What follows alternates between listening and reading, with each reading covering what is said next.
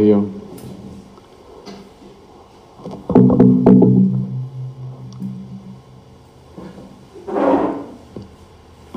आज स्वामी विवेकानंदांची जयंती आहे.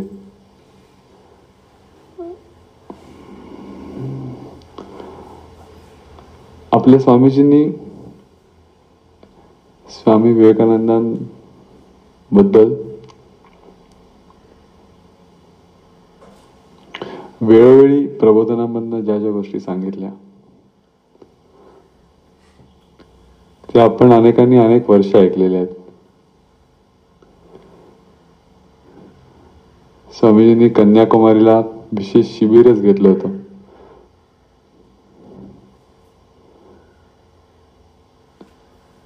रामकृष्ण परमहंस आणि स्वामी विवेकानंद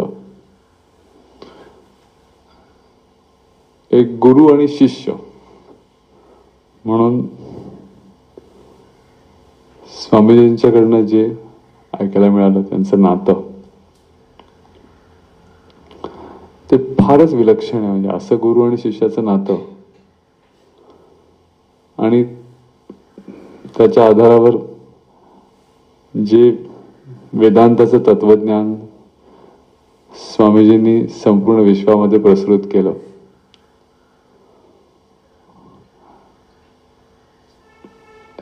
ते सगळं ऐकल्यानंतर आणि अर्थातच स्वामी विवेकानंद हा कायमच जिव्हाळ्याचा विषय आहे.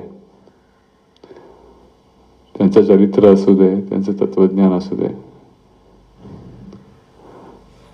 आणि त्यामुळे हा आजचा दिवस खूप विशेष आहे.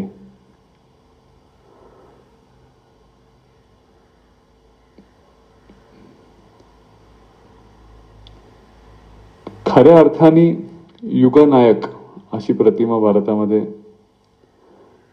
20व्या आणि 21व्या शतकामध्ये जो कोणाची असेल ती स्वामी विवेकानंदांची आहे. Undisputed spiritual leader of India, undisputed youth icon of India म्हणून आज राष्ट्रीय युवा दिन पण साजरा केला जातो त्यांच्या जयंतीनिमित्त. इतकं अद्भुत चरित्र इतक्या थोड्या काळामध्ये स्वामींचं झालं, पण ते इतकं अद्भुत आहे आणि इतकं विलक्षण, त्याची व्याप्ती इतकी मोठी आहे की आपल्या स्वामींनी तर स्वामी विवेकानंदांच्या चरित्रावर अनेक खंडांमध्ये प्रबोधन केलं. सिरीज ऑफ लेक्चर्स किंवा सिरीज ऑफ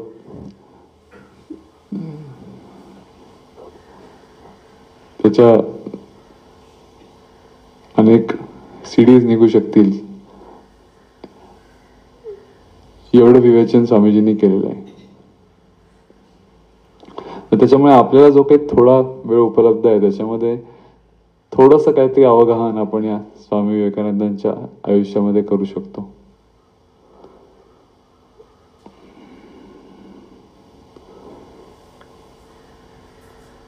सर्वधर्म परिषदेचा जो प्रसंग आहे शिकागोमध्ये, जो आपण शाळेच्या टेक्स्टबुक पासून वाचत आलो, की जिथे अमेरिकेतल्या माझ्या बंधू आणि भगिनींनो असा उल्लेख स्वामीजींनी जेव्हा केला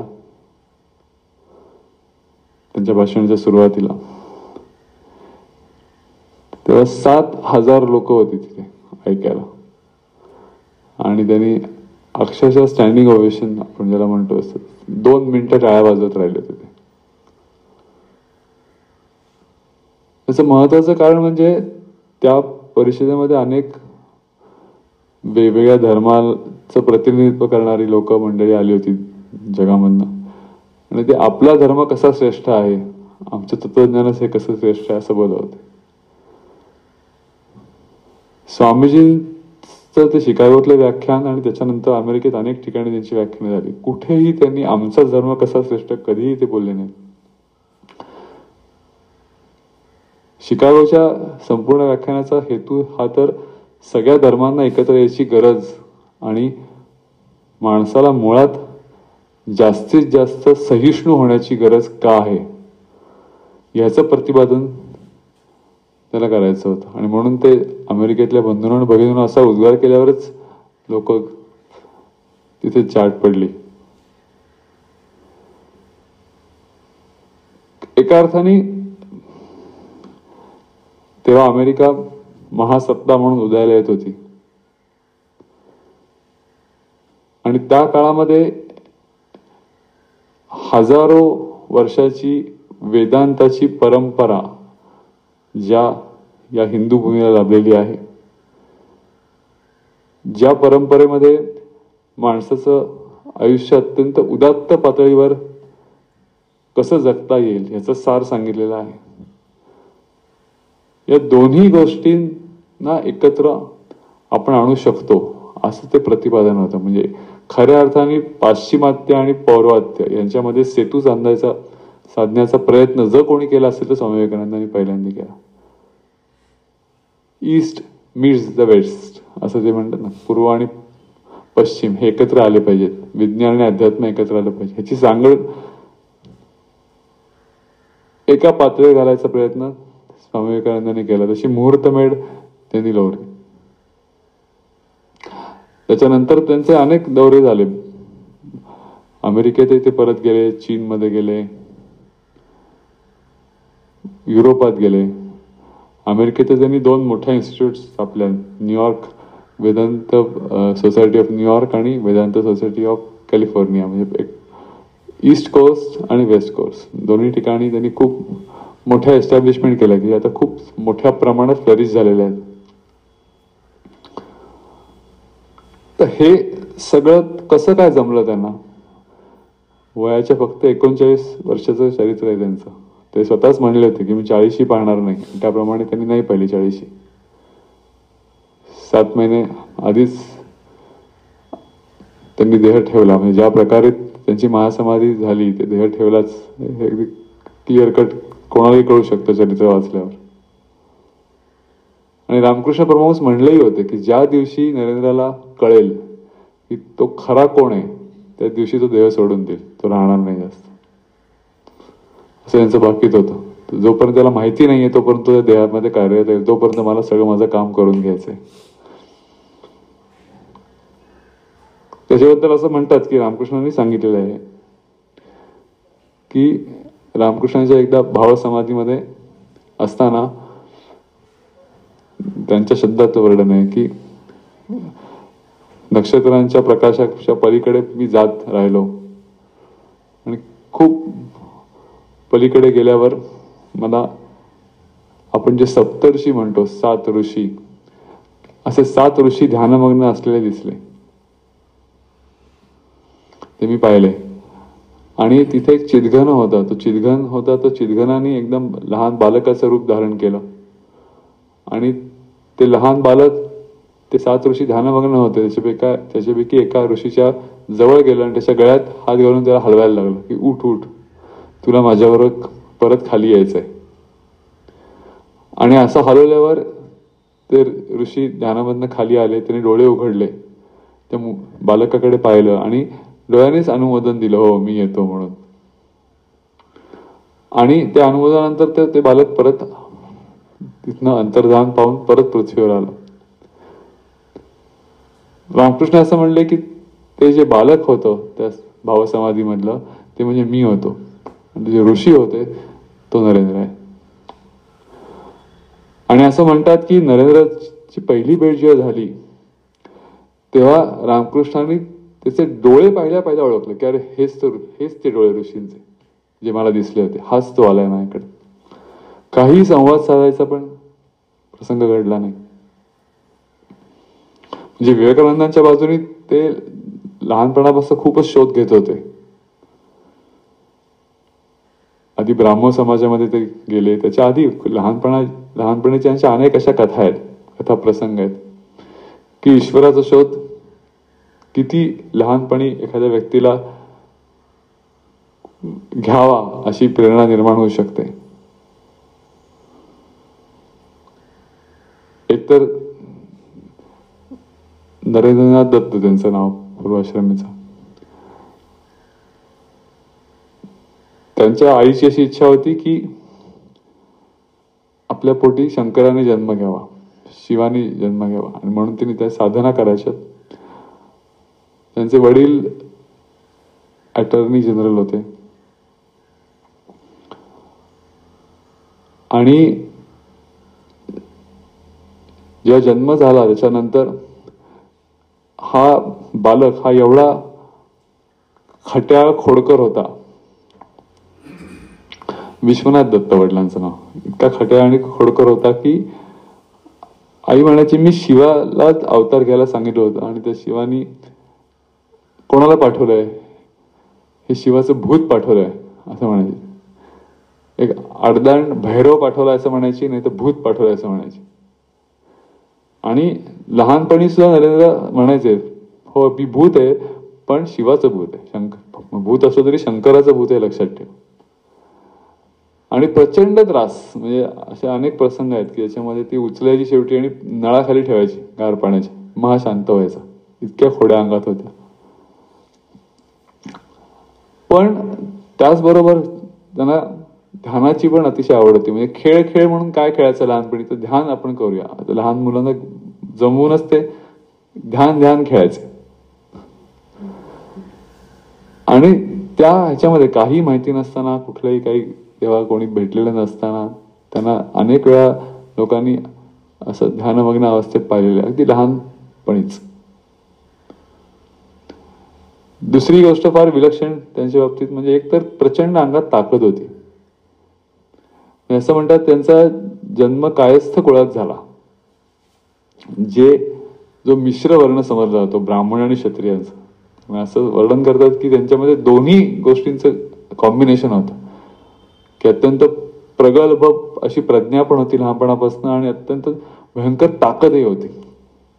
म्हणजे मुष्टियुद्ध, कुस्ती अत्यंत त्यांना जास्त आवड होती. म्हणजे लहान वयातच घोडे त्यांना घोड्यावर बसायला आवडायला लागलं होतं आणि ती विद्या त्यांनी संपादित केली होती. फिजिकली भयंकर स्ट्रॉंग होते ते. पण त्याच वेळेला अतिशय लहान असल्यापासून त्यांना लहानपणापासूनच सगळ्या संन्यासांबद्दल, गरीब लोकांबद्दल एक विलक्षण प्रकारची संन्यासांबद्दल एक विलक्षण ओढ आणि गरीब लोकांबद्दल कळवळा असा होता. चरित्रामध्ये असे अनेक प्रसंग आहेत की त्यावेळेला याचक यायचे दारावर आणि कोणी आलं की हा घरातले भारी कपडे त्यांना देऊन टाकायचा आई बाबांना विचार. सुरुवातीला कौतुक वाटायचं की हा अंगावरचे चांगले कपडे देतो, दे म्हणलं की देऊन टाकतो. नंतर नंतर धडकी भरायला लागली की काय देऊन टाकायची काही शाश्वती नाही.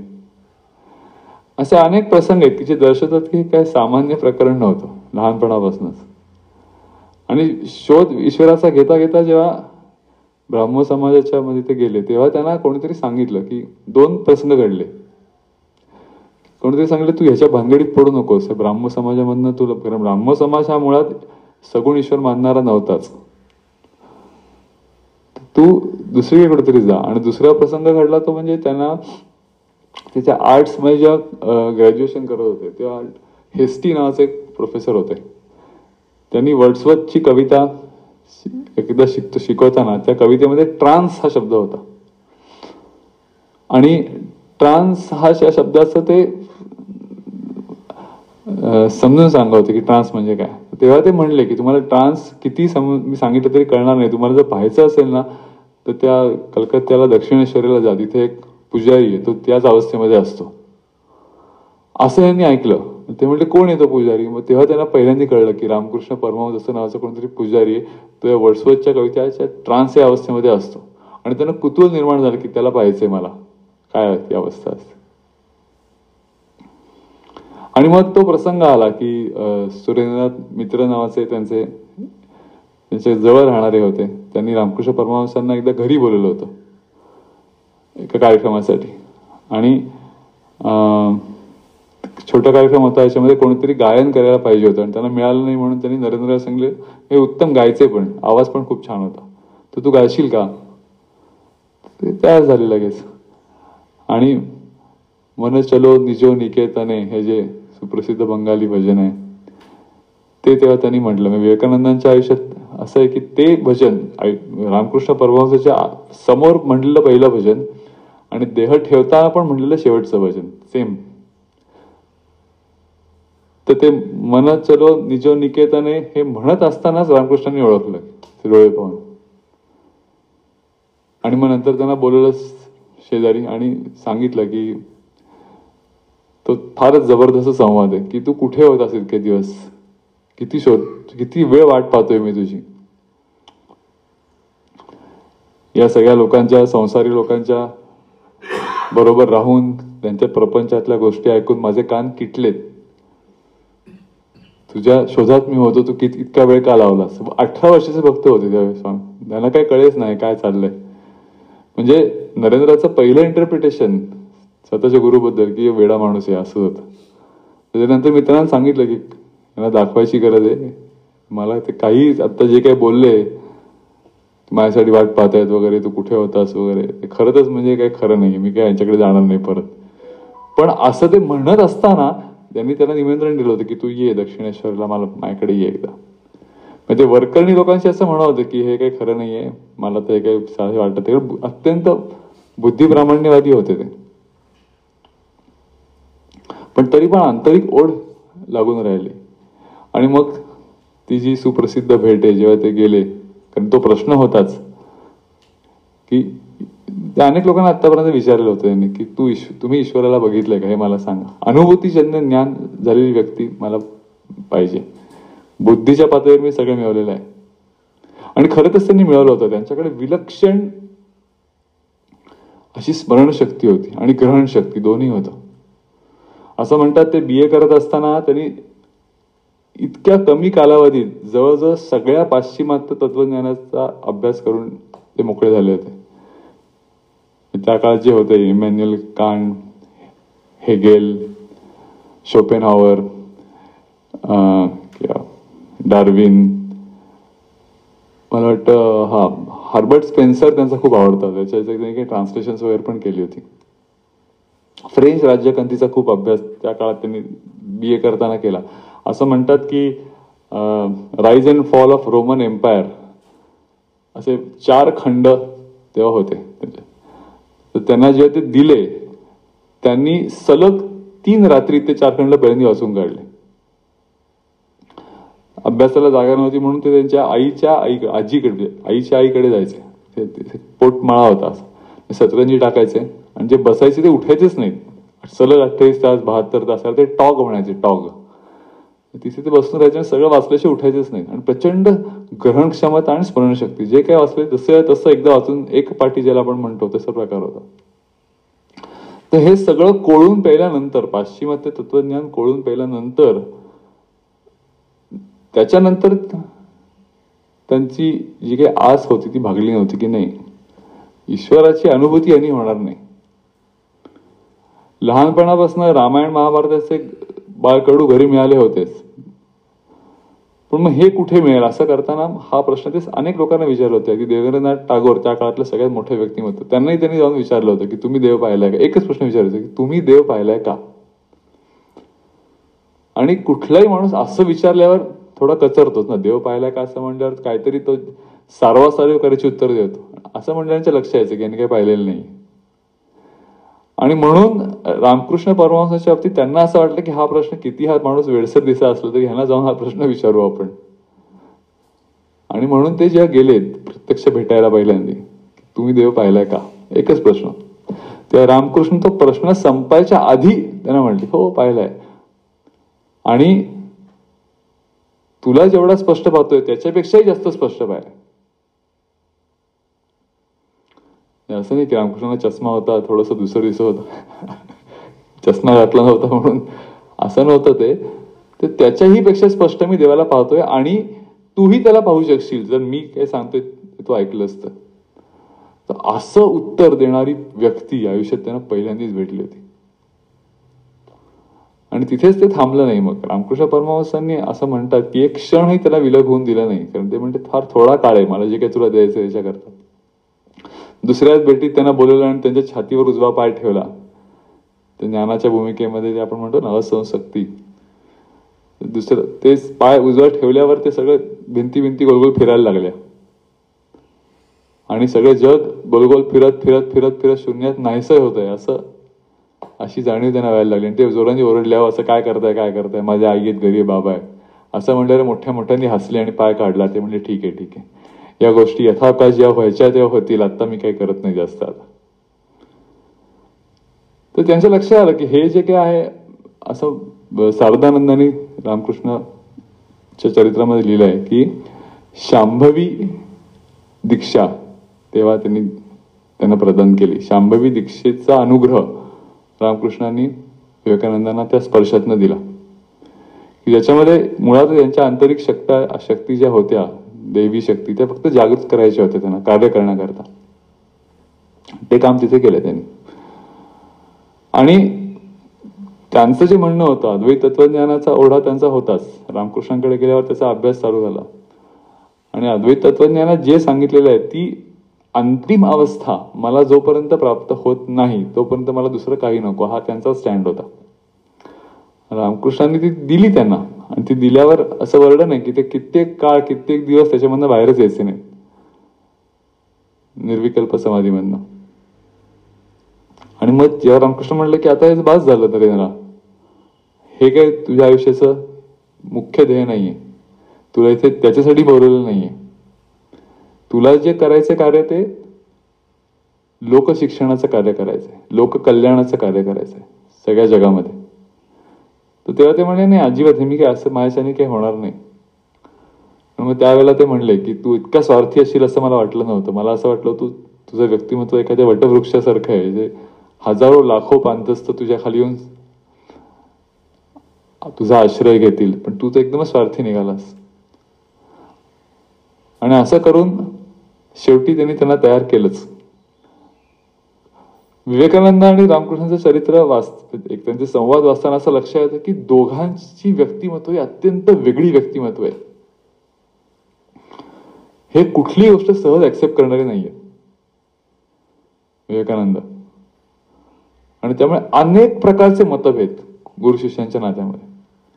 आणि रामकृष्ण परमहंस हे वाटताना अत्यंत सोज्वळ, समर्पित असं वाटत असले तरी विवेकानंदांपेक्षा कितीतरी पटीने जास्त स्टबन आहे असं वाचताना लक्षात येतं की शेवटी त्यांना जे त्यांच्या गळी उतरायचं होतं ते गळी त्यांनी उतरवलंच हसत हसत. आणि रडत रडत नाही नाही नाही म्हणून शेवटी रामकृष्णाने जे करायचं तेच यांनी केलं. त्यामुळे साधनेचा भाग म्हणून सुद्धा ते पाहायला पाहिजे की गुरु शिष्याचं नातं कसं असू शकतं. आणि सुरुवातीला ते अजिबात कालीला मानायचे नाही. विवेकानंदांनी असं सांगितलेलं आहे की कुठल्याही प्रकारच्या सगुण देवतेला आयुष्यात कधी मानणार नाही असा निश्चय केलेला मी शेवटी अशाच गुरुच्या आश्रयाला गेलो की जो फक्त त्या सगुण देवतेच्या आश्रयावर जगत होता, बाकी काही त्याला दुसरं माहितीच नव्हतं, फक्त काली, बाकी काही नाही. आणि हे मानत नव्हते अजिबात. म्हणजे खूप असा मोठा काळ होता की जेव्हा यांचे शिष्य म्हणायचे की ते काही करा पण नरेंद्र कालीला, आईला मानेल असं काहीतरी करा. आईला तो मानतच नाही. त्याचा पण प्रसंग घडला पुढे की नरेंद्रांच्या वडिलांचं जे निधन झालं विश्वनाथ दत्तांचं, तर त्यांनी काहीच तरतूद केली नव्हती पुढच्या भविष्याची. त्यामुळे अचानक सगळी जबाबदारी यांच्या अंगावर पडली. 2 वेळा खायची भ्रांत, काय करायचं, नोकरी मिळत नव्हती, खूप वणवण झाली. आणि शेवटी त्यांनी असा निर्णय घेतला की आता निघून जाऊ आपण घरातनं, काहीच होत नाही, खायला पण मिळत नाही. अशा याच्यात असताना ते निघून जायच्या आधी रामकृष्णाला फक्त एकदा भेटून जाऊ म्हणून त्यांच्याकडे आले. आणि तो खूप मस्त प्रसंग आहे. ते बंगालीमध्ये ते रामकृष्णाने त्यांना पाहिल्या ओळखलं आणि ते एक गाणं म्हणायला लागले. त्या गाण्याचा भावार्थ असा होता की मला असा संशय येतोय की तू माझ्यापासून निघून चाललायस, कदाचित परत येणार नाहीस, ही भीती माझ्या मनात आहे, मला सोडून जाऊ नकोस. तर असं ते गाणं म्हणत होते नुसतं, तो येत असताना हसत हसत.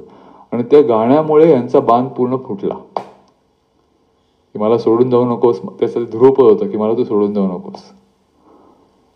आणि ते बांध पूर्ण फुटला आणि ते म्हणले की मी नाही सोडून जाणार, फक्त मला 2 वेळेचं अन्न मिळेल एवढी नोकरी द्या, बाकी मी सोडून जात नाही. तुमच्या कालीला जाऊन सांगा, असं विवेकानंद म्हणले, तुमच्या कालीला जाऊन सांगा मला नोकरी द्यायला. तर ते म्हणले पण तू तर मानत नाहीस कालीला, मी जाऊन ती तुझं काम करणार नाही, तुझा विश्वासच नाही ना तिच्यावर. ते म्हणले नाही पण तरी तुम्ही सांगा. नाही तसं नाही, मग तुला तसं वाटत असेल तिने करावं तर तूच जाऊन सांग तिला, तिला माग ती देते, काय मागशील ते देते, तू माग फक्त जाऊन. आणि मग हे गेले आतमध्ये. रात्रीचा प्रहर होता, सगळं अत्यंत घनगंभीर वातावरण. पहिल्यांदाच त्या कालीच्या समोर एकटे असे गेले आणि यांनी सांगितलं होतं की जाऊन तुला जे पाहिजे ते माग, फक्त ती देईल. तो प्रसंग असा आहे, आपण स्वामीजींकडनं अनेक वेळा ऐकलेला आहे की नोकरीसाठी गेले पण आई मला ज्ञान दे, भक्ती दे, विवेक दे, वैराग्य दे, एवढे 4च शब्द त्यांच्या तोंडून आले.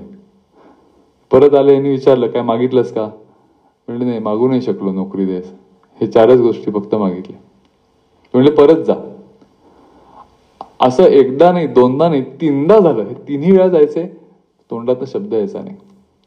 तिसऱ्यांदा तेव्हा म्हणले की नाही, मागू नाही शकत, एवढेच 4च शब्द मी मागू शकतो. तर त्याच्यावर रामकृष्ण म्हणले ठीक आहे, हरकत नाही, याच्या पुढे जाड्या बरड्या कपड्याची व्यवस्था आणि 2 वेळाची अन्नाची भ्रांत तुझी निघून जाईल, एवढं आई करेल, हे मी तुला सांगतो. आणि ते तसंच झालं पुढे आयुष्यात. त्यांना अशी कधी कारण परिव्राजक संन्यासी म्हणूनच यांनी पूर्ण कार्यरत राहावं, बाकीच्या गोष्टीत पडू नये, अशी यांचीच इच्छा होती. ती त्याप्रमाणे पूर्ण झाली. आणि त्या प्रसंगाचं महत्व अशासाठी की त्याच्यानंतर रामकृष्णांनी जाहीर केलं सगळ्या शिष्यांना की आता आईला हा मानायला लागलेला आहे. इतके दिवस मानत नव्हतं, मानायला लागलेला आहे. असं त्यांच्या बाजूबाजूला जी सगळी शिष्यमंडळी होती ती पण विशेषच होती. आपण जे एक एक रामकृष्णांनी ज्यांना भगवी वस्त्र प्रदान केली ना, ही उत्तराधिकार जो आहे तो 12 जणांना त्यांनी भगवी वस्त्र प्रदान करून दिला. तर प्रत्येकाचे नाव घेऊन त्यांचं चरित्र आपण वाचायला लागलो तर असं लक्षात येतं की हे खरोखरच अत्यंत विशुद्ध अंतःकरणाचे जीवनमुक्त अशी मंडळी त्यांना मिळाली होती. आणि त्याचं विशेष असं की ही सगळी हे सगळे जे गुरुबंधू होते त्यांनी रामकृष्णांची ज्या प्रकारे सेवा केली, विशेषतः शेवटच्या वर्षामध्ये स्वतःची 4 तास साधना, त्यांनी दिलेलं कार्य, अक्षरशः 3-4 तास झोपायचे सगळे ॲव्हरेज लोक. आणि रामकृष्ण मिशनची स्थापना ज्या काळात झाली, मी असं म्हणतात की त्याचा ती मुहूर्तमेढ होती. आणि त्यांच्यातले प्रेमसंबंध ज्या प्रकारे त्या सेवेमधनं निर्माण झाले, तोच रामकृष्ण मिशनचा संपूर्ण कार्याचा पाया होता की गुरु बंधू भाव, त्याच्यामधलं प्रेम. आणि रामकृष्ण पण म्हणायचं की हे सगळे जे आहेत माझ्या भोवतीचे सगळे जे माझे प्रिय शिष्य मंडळी, त्यांनी एकदा असं म्हटलं होतं की ते वेदांमधले होमा पक्षी असतात ना, वेदामध्ये होमा पक्षी नावाचं एक पक्ष्यांचा दाखला आहे. तर होमा पक्षी म्हणजे काय असतं की ते आकाशातच अंडी घालतात, मग ती अंडी आकाशातच फुटतात पडता पडता, आणि ते फुटताना त्याच्यात पिल्लं बाहेर येतात. आणि त्यांना भीती असते की आपण जमिनीवर पडलो तर काही खरं नाही, म्हणून ते आकाशातच डोळे उघडतात आणि आईच्या दुधात परत उलट्या आकाशात उडायला लागतात. असं होमा पक्षीचा एक दृष्टांत आहे. आपण असं दृष्टांत म्हणायला हरकत नाही, तर नॅशनल जॉग्राफिक मध्ये होमा वगैरे कुठे तुम्ही सर्च केलं तर मे बी दिसणार नाही. तर रामकृष्ण हा दृष्टांत वापरायचे की हे सगळे जे माझ्या बाजूला आहेत हे त्या होमा पक्षाप्रमाणे आहेत, त्यांना कुठेही संसाराचा स्पर्शच नाहीये, त्यांच्या मनोवृत्ती इतक्या शुद्ध आहेत की कुठेही संसाराचा स्पर्शच नाही, ते सगळे वरच्या लेवलला आहे असं म्हणायचं. त्यामुळे हे सगळं कार्य पुढे ते नेतील विवेकानंदांच्या नेतृत्वाखाली, कारण तो सगळ्यांचा शिरोमणी आहे. आणि ते तसंच झालं. म्हणजे एकदा ते भावसमाधीमध्ये असताना रामकृष्ण परमहंस म्हणले की समाधीमधून उतरत असताना की दया नाही, दया नाही, दया नाही, शिवज्ञान करून घ्या आणि शिवज्ञानातनं सेवा, असं ते म्हणून गेले. आणि सगळ्यांना ते असं वेगळं वाटलं की हे आज काय अचानक असं म्हणले. पण असं म्हणतात की विवेकानंदांना त्याचा इसेन्स कळला आणि ते पूर्ण रामकृष्ण मिशनचं ब्रीद वाक्य पुढे बनलं की शिवभावे जीव सेवा. हा पण महत्वाचा इसेन्स आहे की सेवा तुम्ही करता तेव्हा अहंकार व्हायची शक्यता असते की मी काहीतरी करतोय एक्स्ट्रॉर्डिनरी तुमच्यासाठी, असं नाही करत. शिवभावातनं जीवसेवा करायची की प्रत्येक व्यक्ती जी आहे त्याच्या आत जर तोच अंश आहे, जे काही तुम्ही त्याच्याकरता करताय हे त्या ईश्वराकरताच करताय ना. तर तुम्ही शिवभाव ठेवून तुम्ही जीवांची सेवा करा. आणि एका प्रकारे असं म्हणतात की जो वनापुरता मर्यादित वेदांत होता, की वेदांत याचा अर्थ तोपर्यंत कसा होता की जाऊन साधना करायची, त्या बुधामध्ये राहायचं, पण त्याचं समाजाचं ऍप्लिकेशन काय. आता मला नाही शक्य, प्रत्येकाला काही भगवी वस्त्र कौपिन वस्त्र घेऊन संन्यास शक्य नाही, मी तर संसारात, तर मी ते कसं काय अप्लाय करायचं वेदांताचं तत्वज्ञान. तर अगदी सोपी गोष्ट आहे की माझ्या आजूबाजूला जे कोण आहेत ते त्याचाच अंश आहेत की नाही, शिवाचा अंश आहेत. तर ते लक्षात ठेवून जे काही मला त्यांच्याकरता उत्तम करता येत असेल ते मी केलं पाहिजे. हा कर्मयोग स्वामी विवेकानंदांनी मुख्य आणला की Vedantic philosophy applied into common life, शिवभावे जीवसेवा. आणि हे सगळ्या जगात इतकं प्रचंड अपील झालं की याचा अर्थ असा आहे की त्यांनी सोडलं म्हणून तुम्हाला सोडायची गरज नाहीये. तुम्हाला जी प्राप्त परिस्थिती आहे त्याच्यामध्ये तुम्ही अद्वैत वेदांताचा जे सिद्धांत आहे तो प्रत्यक्ष जगून दाखवू शकता. तर त्याच्यामुळे हे खूप विलक्षण चरित्र आहे की केवळ 18-19 वर्षाच्या कालावधीमध्ये अक्षरशः एका अर्थाने संपूर्ण जगाला त्यांनी हलवून सोडलं, म्हणजे गदा हलवून सोडलं. त्या काळातल्या धारणा अजूनही त्याची कात्रणं आहेत, म्हणजे विवेकानंदांच्या भाषणांची, त्यांच्याविषयी जे काही छापून आलं न्यूयॉर्क टाइम्स किंवा लंडन टाइम्स, सगळं जे काही लोकांना विश्वासच बसला नाही. म्हणजे राईट नावाचे प्रोफेसर त्या काळात होते अमेरिकेत, तत्वज्ञानाचे खूप मोठे प्रोफेसर, त्यांनी त्यांच्या चरित्रात लिहिलेलं आहे की विवेकानंदांचा जो काही काळ होता 4-5 वर्ष, त्याच्यामधले सगळ्या पाश्चिमात्य तत्वज्ञानांचं तत्वज्ञान हे एका पाड्यात टाकलं आणि स्वामी विवेकानंदांचं अनुभूतीजन्य तत्वज्ञान एका पाड्यात टाकलं, तर यांचं पारडं खूप खाली जड होतं. इतके सगळे हलून गेले होते जे काही सांगत होते ते.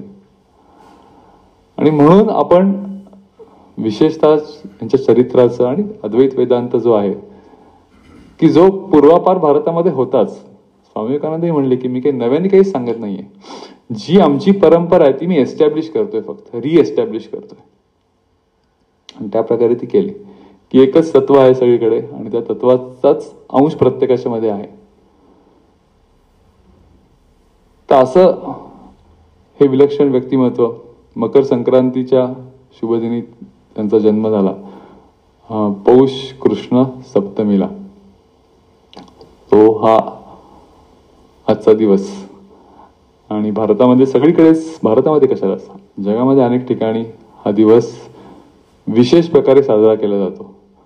रामकृष्ण मिशन मध्ये जर कोणी जात असाल किंवा शारदा मठामध्ये, मला माहिती असेल की खूपच मोठा उत्सव असतो ऑल ओव्हर इंडिया. आणि जे काही मठाचं कार्य तर जवळजवळ रामकृष्णांच्या निर्वाणानंतर ज्या प्रकारे प्रसृत झालं त्याच्यामध्ये सगळ्यात मोठं कॉन्ट्रीब्युशन हे स्वामी विवेकानंदांचं होतं. आणि ते त्यांनी सांगितलंच होतं, नेहमी रामकृष्ण परमहंस नेहमी म्हणायचे की हा माझा लीला सहचर आहे. म्हणजे असा एक उद्गार आहे की रामकृष्ण जेव्हा आले तर ते कालीमातेकडे रडायचे की एक तरी शुद्ध अंतःकरणाचा आत्मा तू माझ्यावर पाठवायला पाहिजे होतास, मी एकटा कसं हे सगळं करणार, एक तरी पाठव. आणि ते म्हणायचे की काली एक आत्मा असा पाठवणार आहे की तो आणि मी मिळून सगळी मिशन पूर्ण करू. मी कुठेच जाणार नाही, मी इथेच असेन, पण माझी योगशक्ती मी त्याच्यात घालीन आणि तो सगळ्या जगामध्ये जे काही मला प्रसार जो करायचा आहे ते करेल. स्वामी विवेकानंद आणि रामकृष्ण परमहंस हे ड्युओ म्हणून सगळा जो अवतार झाला, जसं आपण म्हणतो ना की प्रत्येक वेळेला शिव आणि विष्णू हे एकत्र येतात, की जेव्हा राम येतो तेव्हा हनुमान येतोच.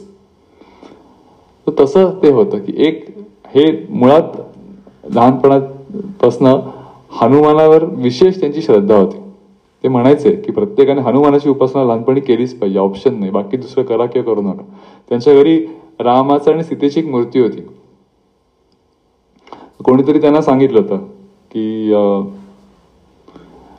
राम आणि सीतेच्या आयुष्यात तू बघ पुढे खूप प्रॉब्लेम आले, त्यांना काय काय दुःख भोगायला लागली, वैवाहिक आयुष्यात असं पुढे होतं, त्याच्यापेक्षा तू असं कर, तू ते भगवान शंकरांच्या मूर्तीला हे कर, ते बघ कसे स्मशानात जाऊन मस्त ध्यान बिन करतायत.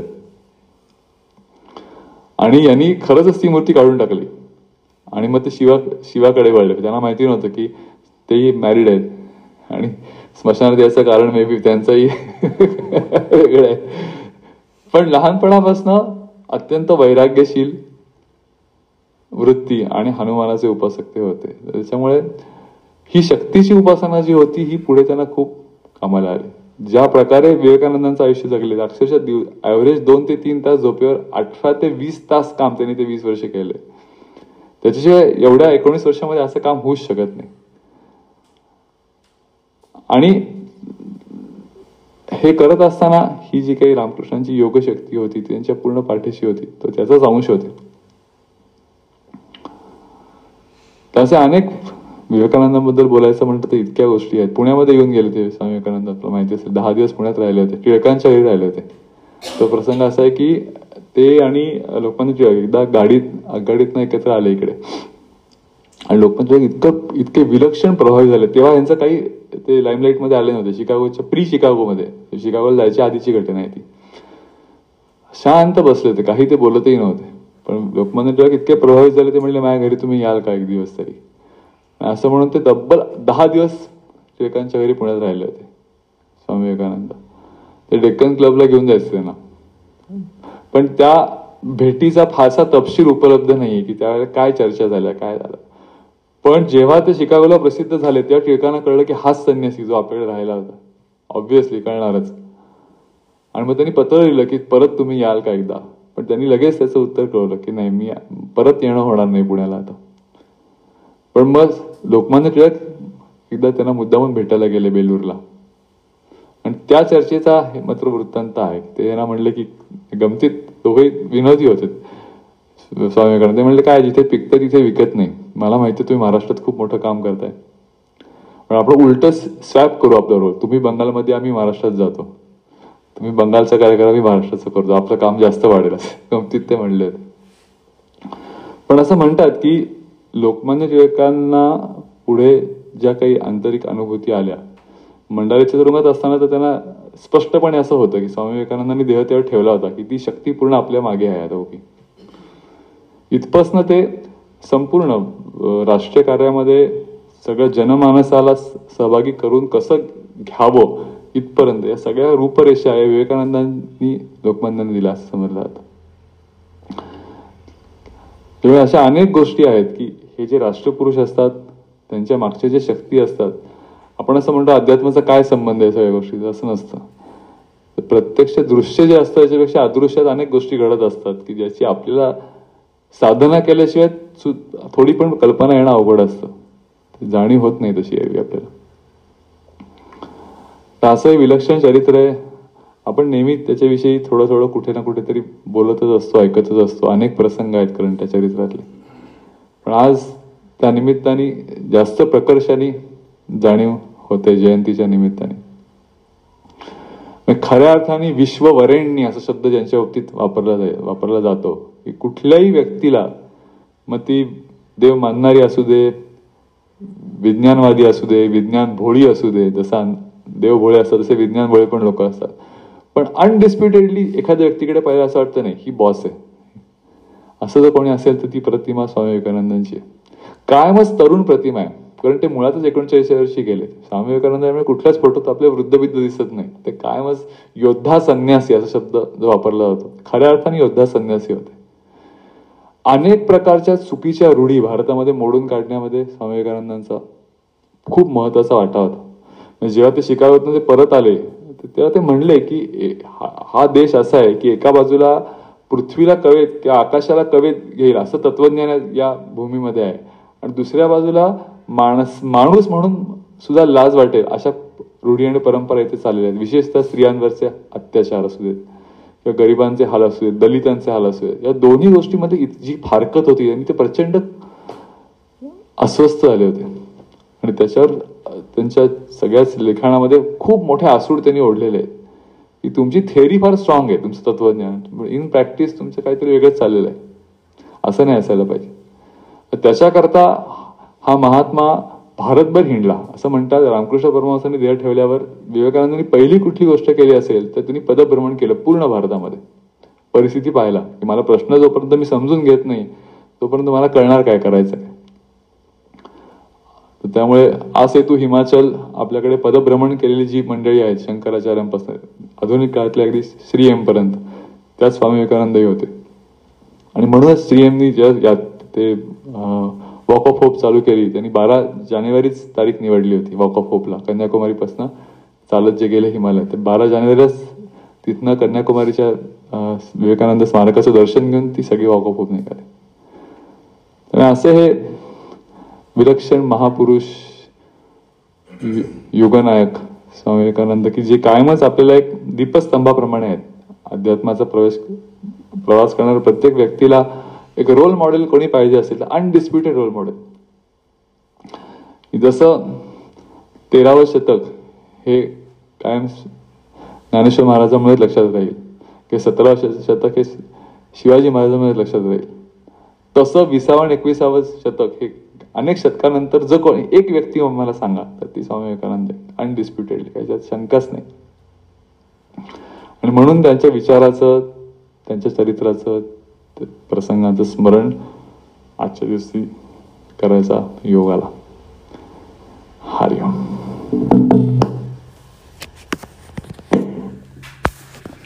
बोला पुंडलिक.